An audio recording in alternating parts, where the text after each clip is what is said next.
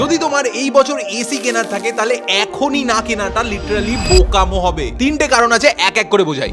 এক নম্বর, গভর্নমেন্ট 1 জানুয়ারি 2026 থেকে এসির যে স্টার রেটিং ছিল তার রুলে আমূল পরিবর্তন এনেছে, যাতে আগে যেটা 5 স্টার এসি ছিল সেটা এখন লিটারালি 4 স্টার হয়ে যাচ্ছে। ফলে কোম্পানিগুলোর ওপর পুরনো স্টক ক্লিয়ার করার এখন ভীষণ চাপ, আর তাই এরা প্রায় প্রত্যেকটা স্টপে কিছু না কিছু ভালো ডিসকাউন্ট দিচ্ছে। Number 2, summer tax. গরমকালে এসির প্রাইস বেড়ে যায়, এটা তো কোনো রকেট সায়েন্স নয়। প্লাস ডেলিভারি চার্জ, ইনস্টলেশন, ইলেকট্রিশিয়ানের খরচাও ডবল হয়ে যায়। On a flip side, studies বলছে যে ডিসেম্বর থেকে ফেব্রুয়ারি উইন্ডোর মধ্যে এসির সেল সবচেয়ে কমে যায় এবং প্রাইসও সবচেয়ে লোয়েস্ট থাকে। প্লাস গভর্নমেন্ট সেপ্টেম্বরেই এসি বা অন্য ইলেকট্রনিক্স এর উপর জিএসটি কমিয়ে 28% থেকে 18% করে দিয়েছে। সেটার বেনিফিট তো তুমি পাচ্ছই। আর লাস্টলি বলা হচ্ছে যে এই স্টার রেটিং চেঞ্জ হওয়ার জন্য এসির কম্প্রেসারে অনেক চেঞ্জ করতে হচ্ছে। এতে নতুন এসির দামও অ্যাটলিস্ট 5 থেকে 10% বাড়তে চলেছে। বাকি সমঝদার কে লিয়ে ইশারাই কাফি। যাই হোক, নিচে এসি লিখে কমেন্ট করো, আমি তোমাকে এসি কেনার একটা সহজ আর স্মার্ট গাইড ইনবক্স করবো। আর এরকম ভালো ভিডিও বাংলায় পেতে আমাকে এক্ষুনি ফলো করে নাও।